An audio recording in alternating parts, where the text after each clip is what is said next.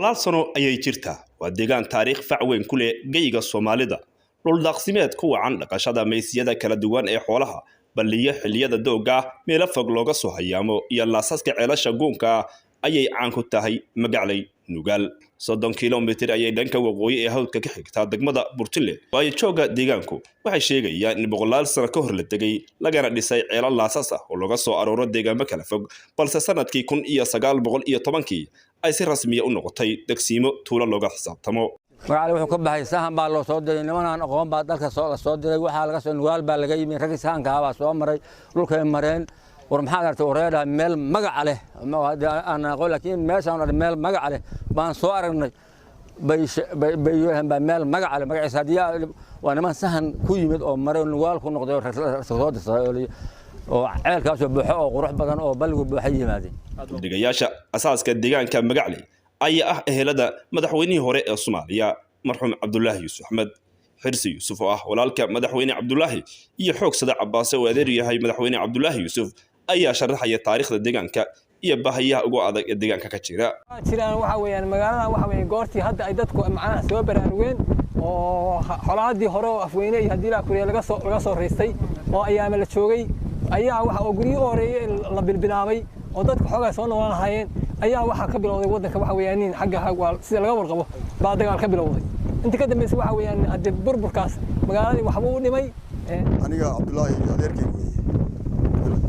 magaaladan Magacley waxaan u maleynayaa anigu waan ka dayarahay laakiin waxaan ku dareemayaa inay tahay 1910 meelaha baan ku qiyaasayaa inay tahay xilliga daraawiishta waa joogtay iyadoo ceel ah oo aan barkado iyo magaalaha dacaan oo dadku yaqaanayaan laakiin ceel laga cabo oo biyo laga cabo iyadoo ah bay jirtay doodan Cabdullaahi Yuusuf Cabdisaaq Xaaji Xuseen ragii deegaankan u dhashay oo ka soo jeeday oo bay ahaayeen culimada iyo mas'uuliyiinta deegaanka ka soo jeeda iyo odayaasha deegaanka Magacley ayaa codsaday in lagala qayb qaato dhismaha iyo ballaarinta masjidka Magacley oo u baahan in la ballaariyo maadaama uu jamaacada salaada qaadi waayay oo aad u yar yahay deegaankuna yahay mid baaxad leh qofkii dar ilaahay guri u dhisa qofkii masaajid iyo meel lagu tukado lagu cibaadeysto dhisa barallahu lahu baytan fil jannati ballanqaad ilaahay way ogaada ilaahay qofkii guri dar ilaahay u dhisa waa masaajidda ilaahay aakhira iyo qiyaamaha iyo jannada ayuu guri uga dhisaa waan u jeednaa masaajidku waa yar yahay aad iyo aad buu mutarkiisu u yar yahay masaajidka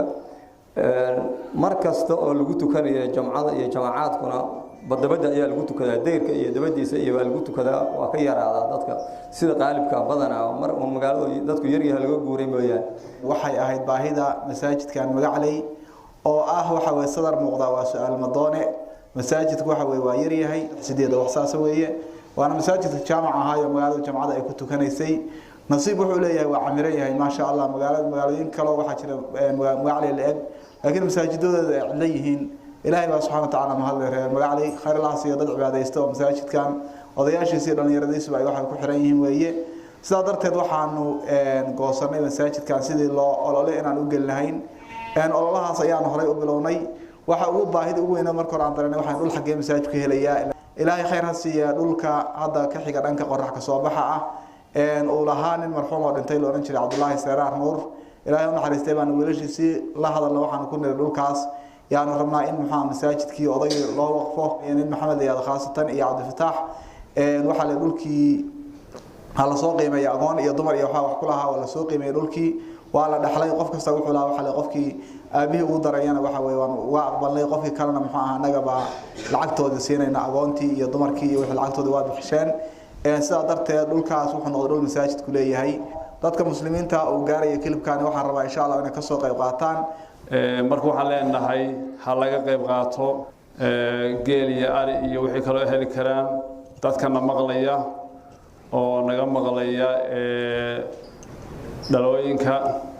ayagana waxaan leenahay war masaajidkaas Magacley ku yaala cidii wax ku darsanaysa ha ku darsato yaashi dhaqanka reer Magacley masaajidku waa qurux badan yahay waa sanagu yar yahay maalin walba xiriir buu noqdaa dalka iyo dibadda dhammaan muslimiinta joogta waxaan u sheegaynaa masaajidkaasi inuu rabo ballaarin qofkii islaamka wax ku darsanaya aadan xasan aadan r universal TV burtinle